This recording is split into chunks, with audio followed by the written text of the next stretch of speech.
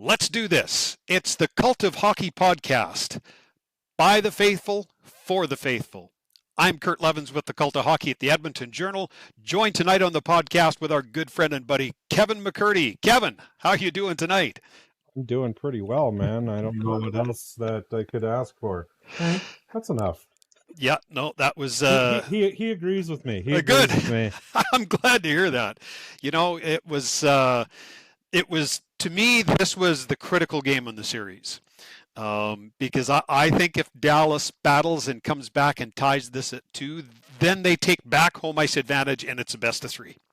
Right? Yeah, absolutely. But if the Oilers win, they have an absolute stranglehold on the series. And I don't mean to suggest it's not over yet, because it's not over yet.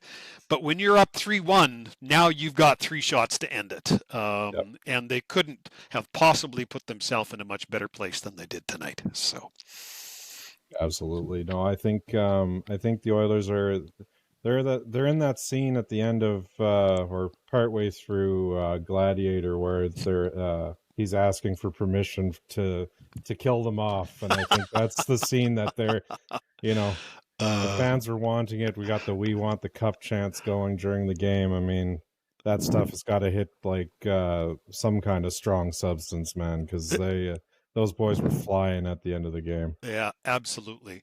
And, you're always a little bit afraid of watching the other series too close and wanting your cake and eating it too. It's like, boy, it'd be good if we could finish off Dallas soon, because it looks like Florida will have a lot of rest. Well, you can't get ahead of yourself, right? You got to win your own series first. Yeah, absolutely. But if Florida continues the domination it's shown over most of that series, that probably is a 5-game series, maybe 6. And if every game longer that you go in your conference, that's that much less rest that you've got. So, I mean, it's winning this game 4 is critical in many ways. So, as usual, after a win, we go with our 2 good things, 1 bad thing, 1 numbers podcast.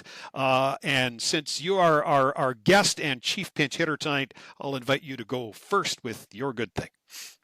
I'm going to take the return of Leon Draisaitl's executioner shot as one of my good things. We haven't seen it, a true one-time slapper for a minute, and I'm very glad to see Leon finally able to let one rip with accuracy. I know there was a lot of concern there I had my own concerns for sure, but within the fan base, there was definitely lots too about his injury status, and the fact that he's able to pull that off reassures me that he is going in the right direction. Yeah, this will be music to David Staples' ears, because I think on back-to-back-to-back podcasts, he's talked about the absence of what he likes to call Leon's executioner's shot. And it certainly was there tonight. In one way, very similar, but in one way, just subtly different, I thought. Very similar in that he scored it from the bloody parking lot. Like, he was almost at the goal line, but we've seen him do that so many times over and over again. The one thing that I didn't notice, there was next to no backswing on that. It's like the pass was perfect, but his stick maybe came a couple inches off the ice, and that is it before he slammed it home. Yeah, I would say one of his better ones ever, to be honest with you. He picked exactly the most Jake's weakest point to shoot for, which was 18 inches off the ice, just inside that glove post line, and so hard to make a stop on that with that kind of intensity of play, with cross ice and then ripped. Just very, very good playmaking from Leon. I don't know what you thought of Ottinger on the play. While I certainly won't take anything away from the shot, it was all world. But I thought that Ottinger was looking off Draisaitl a little bit and anticipating a shot rather from up high, and as a result, I felt he was a little bit late getting over the post. What did you see? I think Ottinger has been caught cheating a few times in this series. He had far and away his best game of the series tonight, I think. But, agree. Yep. It still wasn't good enough. This team feels at the moment inevitable, which is probably a strong word that I'm going to get in trouble for, through my own flirtation with luck, but they're in a really good spot in the series, and they just they keep bringing more and they keep finding new ways to win hockey games. So I think I'm not sure if Dallas is going to be able to find something to slow this team down. Well, Kevin, if you went into this series and you said one goaltender would have a save percentage over 900 and the other one would be under 900, I think it's fair to say we would have assumed it might have been the reverse of what it actually is right now. Yeah, I mean, I'm a bit of a Stuart Skinner apologist, so I'm usually taking the bright side with him. And historically, for whatever reason, when he faces off against Ottinger, nothing else in the world matters because he's just able to bring it. I don't know if he hates Dallas or he just likes competing against Jake, but this is the same story as last year. Like, Skinner was exceptional, and I guess that'll go right into my second thing, right? Skinner was 3.25 goals saved above expected tonight, and that is, in my opinion, Stanley Cup level goaltending.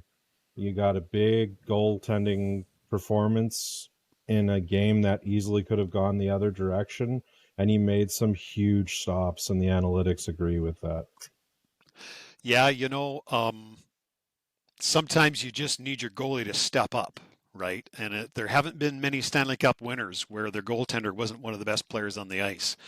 And Stu certainly was tonight. And I thought him particularly early. I thought Yeah. Dallas was hunting early. I thought they were the better team out of the gate. And those couple early saves that he made, that pad save on the first shift of the game on Sam Steele. He got that pad on a Duchesne opportunity after the puck had glanced off the post. But then the puck came back, but he got that with his pad. A number of other stops. I thought maybe his biggest stop of the first period was that one on Granlund, which was a couple of shifts after the Duchesne opportunity. And then he stopped Rantanen a couple times, once in the second period and once again in the third. So look, when you're knocking down the other team's big guy, you're doing something right. And so it's an automatic that Stuart Skinner would be named one of our good things. And I'm just double checking my notes. I think that's right. Yes, he was named the game's second star, and I think he easily could have been first star. Yep, and that would be 2 games in a row too. I mean, definitely star-worthy performance both times. And I think you're right. I think he definitely was out of the gate, held the team in it while they were getting their boots going, and performed more than adequately, made some big saves. And Oilers walk out with the W tonight, 1 game away from eliminating the Stars, largely because of him. Yep, and if it happens, it will be, as you alluded to, back-to-back series where he's outplayed one of the top 5 goaltenders in the world, right? So, yeah. Absolutely. Hey, I want to talk about one of my good things being the Oilers' their first pairing. And Evan Bouchard, and I made this case to Dave the other night on our last podcast, that if you held me down and made me choose a Conn Smythe winner for the Edmonton Oilers so far these playoffs, I would edge toward picking Evan Bouchard. I think he's been that good. He was again tonight. Led the team in 5-on-5 CF. He was 19-9, 68% 5-on-5. I mean, he really shone, and he shone in both directions. The amazing thing is, through the regular season, for all the flack he took about his defensive play, and hey, I was one of the guys throwing the flack. I don't mean to come off as disingenuous. But tonight, playing a desperate Dallas Stars team, who I thought played their best game of the series, Evan Bouchard did not allow a single high-danger scoring chance against 5-on-5. That's world-class defending. It's incredible, man. Watching this guy in the playoffs, just like it's like watching a SR-71 Blackbird. It takes off, it leaks fuel like a sieve, and then it just tightens right up as soon as she hits cruising altitude. And Evan is just like in the playoffs. He's not. I know he has a reputation for being leaky, and I just don't see it right now. He is that otherworldly defenseman that you need in the playoffs. He's been it for 3 years in a row now, and he's just getting better. Like, he is cold and hard, and controversial thing, that slash on On hints. on Hintz. Yeah. I mean, people aren't going to like it, but that is the Sam Bennett school of hockey, right? Like, it's You want to just, win or not, right? yeah. Yeah. And I personally don't love the play style. I would rather win through raw skill alone. But the reality of playoff hockey is you take your shots when you can to make them, and the other team and fans are not going to love it, but that's how you win playoff series. Yeah, and you know what? When you go to all the way to Game 7 the previous season, only to lose in the very last game and come up a goal short, you will be prone to do anything that's required to win, and it won't always be pretty, right? So, I think that's why they say you have to lose once, right? yeah, Once you've sniffed it, it takes a whole lot of mental blockages out of your play. yeah. And you know what? As great as Bouchard was tonight, and I graded him out an 8 tonight. I thought he was fantastic. But, not far behind him was Brett Kulak. And speaking of a guy who just steps up and plays his best hockey in the playoffs, and Yeah. I thought that pairing of Bouchard and Kulak just knocked it out of the park tonight. And Kulak also had excellent numbers. And when you look at the high dangers, only two against on his watch. And in particular, the one play that I thought just epitomized his game tonight. There was that long, dangerous looking Stars cycle in Edmonton's end in the first period. And it went on for almost 90 seconds until it was Kulak who took his man, pinched his man off, got a hold of the puck, and cleared the zone. And didn't take an icing in the process, because if he'd iced it, those guys had been out there for just over a minute and a half. They were dead tired. Dallas would have been able to put fresh guys out and have a face-off in the offensive zone. The fact that he won that battle after that long cycle and had the presence of mind to put just enough English on it to not ice it, just speaks to the quality of defending that you get out of Brett Kulak. So yeah, I thought he and Bouchard just had a whale of a game. Yeah, absolutely. And this has been a multi-game segment now, too. I just want to call out a Dmitry Filipovic tweet from May 23rd, where he said, in 20 minutes and 18 seconds, Brett Kulak and Evan Bouchard have allowed just 0.16 expected goals Wow. at 5-on-5. I'd be interested to see what those numbers look like tonight, but I wouldn't imagine it's much higher. That's astounding, hey? That's insane. Hmm. Like, that's total domination lockdown from a first pair, half of which is a guy that has played on every position in the defensive core pretty much this season. So Yep. that's pretty sensational. Yeah, no kidding. Do you have one more good thing before we start to dip into our bad things? Yeah, I totally robbed you of your Stuart Skinner one, It's didn't all good. you? Go for it.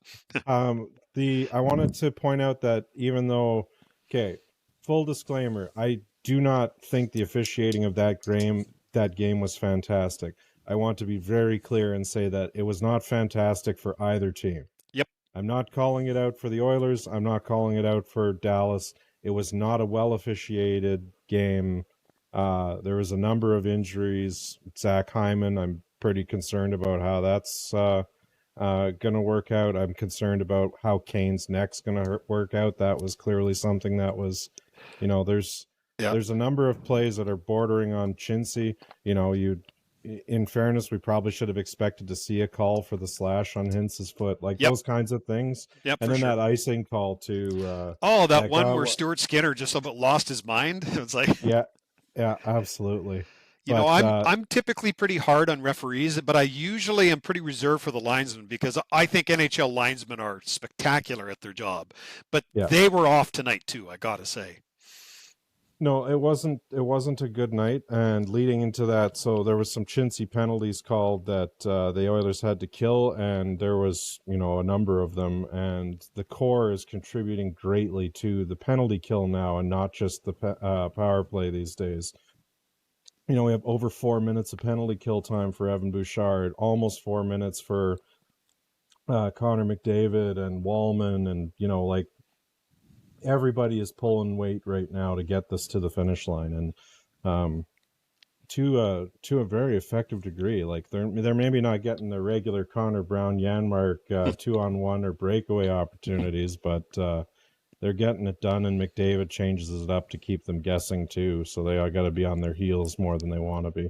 Yeah, Connor McDavid, I thought was just spectacular on the penalty kill tonight. Yeah. And I'm a big believer. My dad coached hockey for years and years, and he always believed that in the most critical situations in a game, just put your best players on the ice. Your best players are your best players. And look, I'm a fan of how Chris Knobloch has created roles on this team, and so how everybody feels like they belong. And I think that is great for most of the games that you play. But when you get into critical moments like this, especially when you just lost one of your key penalty killers in Zach Hyman, it's go time, man. And I really like the blood in the water attitude that Chris Knobloch took to staffing that PK and using McDavid and Bouchard and others as much as he did. Like, go for it, man. What are you waiting for? So yeah, Yeah. it's I too was really impressed with how all the core guys stepped up, and I want to point out, including Leon Draisaitl, who was the only Oilers centerman who really had any luck at all in the draw tonight. Dallas dominated the faceoff dot. I mean, they were at one point they had won 2/3 of the draws in the game. I think it came back a little bit toward the end of the game. But to my point, with the game still 2-1 and the Dallas net empty and a face-off deep in the Edmonton zone, Leon Draisaitl comes up big and wins a face-off.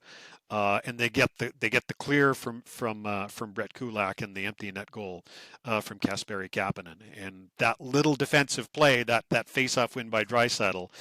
Who knows, right? If he loses that face-off, maybe we're talking about a whole different result at the end of the night. So it's the big guys. The big guys stepped up again tonight. Yeah, I'm definitely worried about that face-off percentage. That's rough.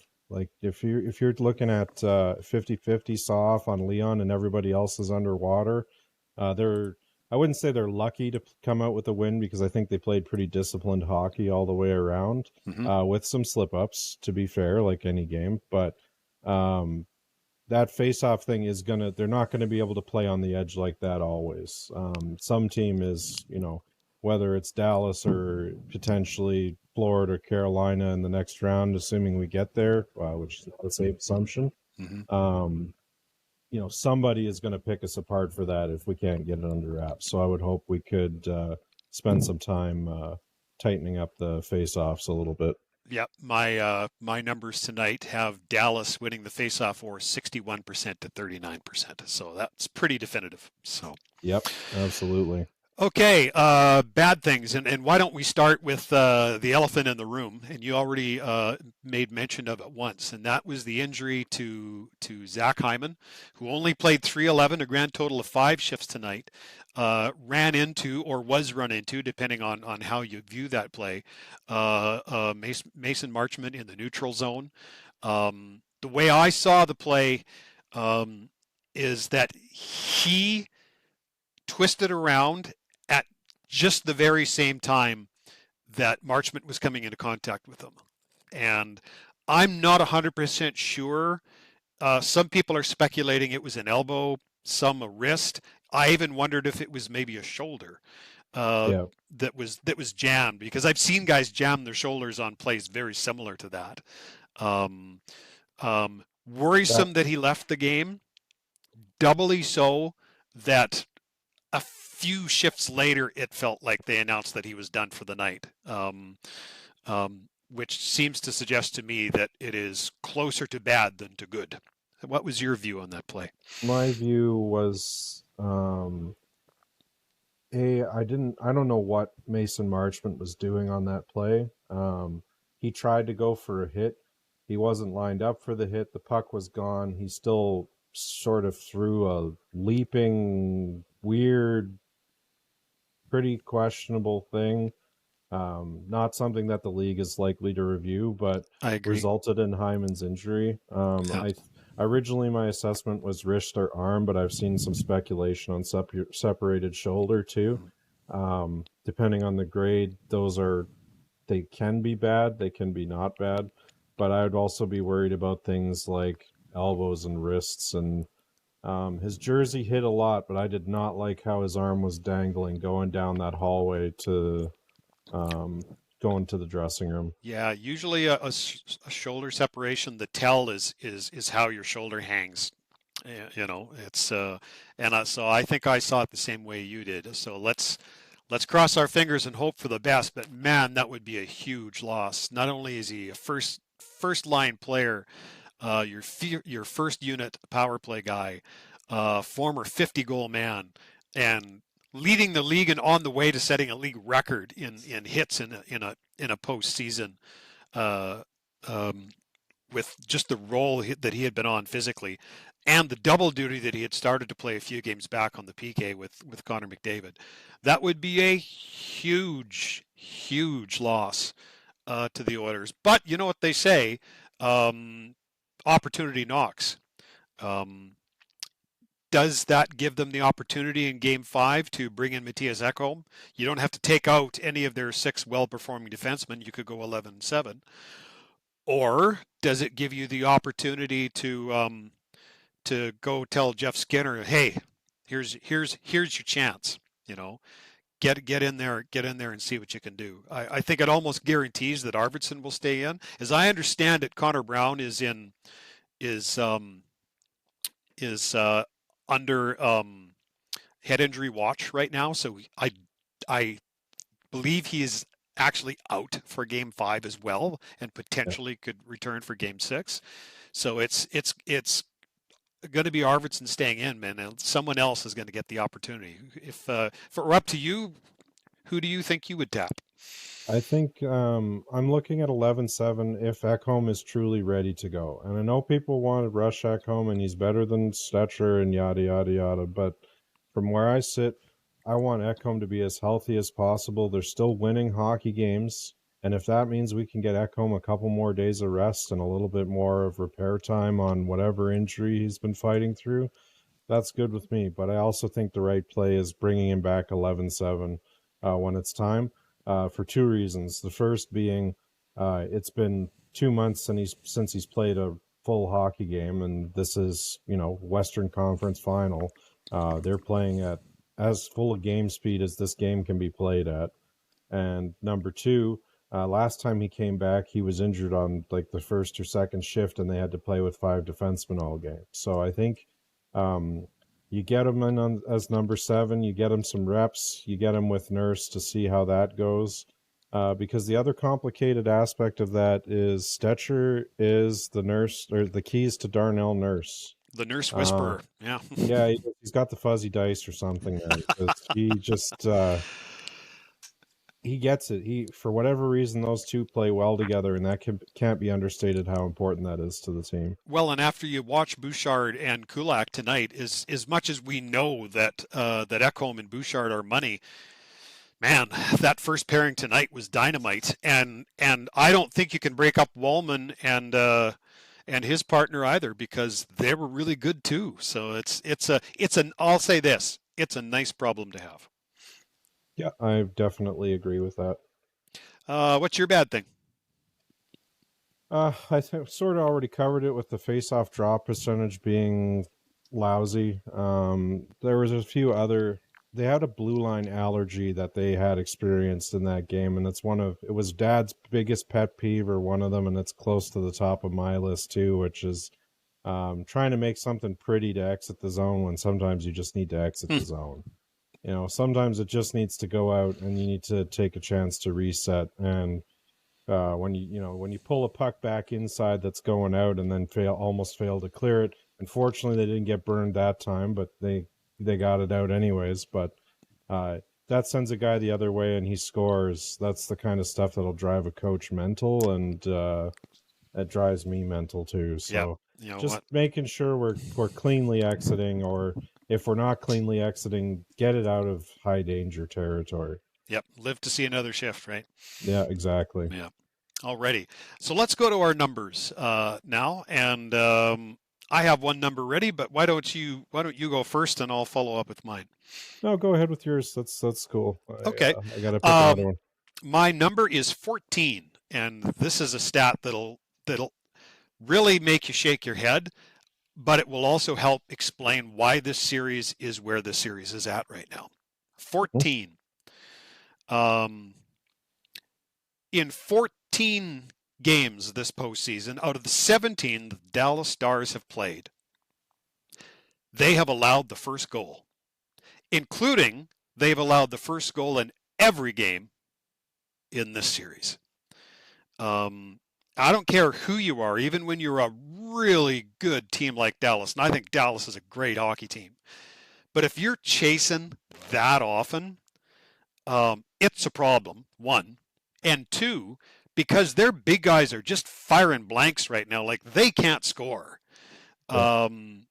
The fact that they're falling behind early in games is magnified. Yeah. So yeah, 14 out of 17 games they've been scored against first, and the Oilers have scored first in all 4 games of this series. That's a death sentence, man. Especially for a team like against a team like the Oilers used to be that team. They used to be the team that fell asleep, Yeah. asleep in the first period, and they went down, and then they would come roaring back, and that was their MO. And eventually, they did it enough times. It didn't work out a few times for them, but that's not the case here. Now it's the Oilers scoring first, and then for the most part, they don't let up. There was a little bit of lull mid-game, but they're showing up to play. They don't want to screw around with this. They want to go back to the Stanley Cup final. They want another chance to lift it. And, they're going to do whatever it takes. That much is clear. Yep, I agree. Okay, your number. My number. So I repicked my number on the fly because I sort of had an epiphany. Okay. The Oilers out-hit the Dallas Stars 50-24 by the official game sheet. And the league tends to underreport hits. They do. So we had leading the team. We had Podkolzin with 8, and Trent Frederick with 6, Nurse with 5, Vander Kane with 5, and then a bunch of assorted 1s and 2s and 3s to fill in the blanks there. Kasperi Kapanen with 7. Actually, I missed that one, and the hero on the empty net goal there too. Which, to your point about Brett Kulak earlier, that was a fantastic play by Kulak to get it out and into the territory where Kasperi could pick it up and bin the sealer, I guess, at that point. And that was all she wrote. All Kasperi Kapanen does is score big goals. Apparently. Yeah, if you want to make a lot of money, just take him as the game winner, and you'll be fine. Oh, man. Okay, so here we come. One more. Thursday night. Yeah. What do you got? What do you think? You think Ekholm comes back in? I think so. Unless the trainers can come back at the coach and saying, if he sits for another 2 days, he's X much better. But given that he's been taking full contact at practices, given that from what I've been told, he's lobbying the coach hard to get back in, like he wants back in. I think the coach, if he's told by the training staff that there's no way that he's going to re-injure himself, like at some point, that's the big thing for me. If they say, look, at this point he's fine. We can't predict how he'll play, but he's at a very low danger to have a reoccurrence. Then I think you got to put him in because he's your best two-way defenseman. I think he can help you win a Game 5 and send you to the Stanley Cup Finals. That's not a small thing. And even bigger, I think it's important that he plays a game at this speed before you go to a Stanley Cup Finals. Yeah. And so for all those reasons, I say yes, but I think it's going to be decided by a trainer and not by Ekholm and not by a coach. Yeah, I think that's probably where we're at. I just don't want him to re-injure himself. And that's, taking into account that assuming they are able to deliver another kill shot in the next couple of games and finish off Dallas. Again, I don't want to make assumptions. This is a playoff, a playoff series that they have to get to the end of. But assuming they do that, then they're going to want Matthias Ekholm against whoever's next. and I would not put any risk on them, especially if they're still winning hockey games. If there's no risk, by all means, let's do it. Let's get them some reps. Again, there's low risk, right? So that's a good time to get them, 10 to 12 minutes for a night and get them back up to game speed and get him some puck touches and see how he's feeling without, overly taxing him. I hope we want to see him back, and I'm first to the list. I'm a huge Ekholm fan, but Yep. After the re-injury, I'm very cognizant of a third re-injury, right? That's kind of where I'm at on it. Well, game fives are interesting because the one team, I think you always assume that they'll be a super tough out because their backs are up against the wall. They're down 3-1. And they'll battle till the end. And I think that's true. And I think Dallas is a team that does battle hard, and I expect nothing less from them. But I go back to the comment I made earlier about losing that game 7 last year. I see an Oilers team this playoff that ever since the second game of the LA series, I think they have been laser focused on the end goal here. And I think everybody has been pitching in and going beyond their own usual games to contribute. And I think this is a team that's playing like they won't be denied. And I'll use the same shark analogy. I think they'll smell blood in the water in game 5, and they'll want to end it there. I agree, and I think that from the Stars' point of view, I feel like there's an inevitableness of the outcome that they're fighting against, and DeBoer's team is not a team that's going to give up, right? Agreed. We're deep in the playoffs at this point. No team's going to give up, but that's rattling around in the back of their mind too. It's right? got to be. So it's got to be. Yeah. Well, join me again on Thursday night, and we can do this all over again. Oh, I'm hoping that's the end of this series and the end of Dallas, and we can get the guys some rest. And again, I hope Zach Hyman's not too badly hurt. Yep. I expect the news tomorrow may not favor that outcome, but I guess we'll find out. Indeed, we will. All right, well, let's wrap it up for tonight. Our Cult of Hockey game grades are up and posted out on the socials for everybody to read. We'll soon attach the link to this podcast to that, and we will be ready to go. Kevin, thanks so much for joining us tonight. Yeah, no problem. Anytime. And for everybody else, thanks for joining us. David Staples is off on a family trip. He'll be back on the weekend sometime. And as always, at the end of our podcast, we always pay tribute to our late and beloved partner and Kevin's dad, Bruce, who surely would have enjoyed that performance tonight. For all of you out there enjoying the podcast, thanks for joining us. And we'll be back again Thursday night with another Cult of Hockey podcast. Thanks for listening, everyone.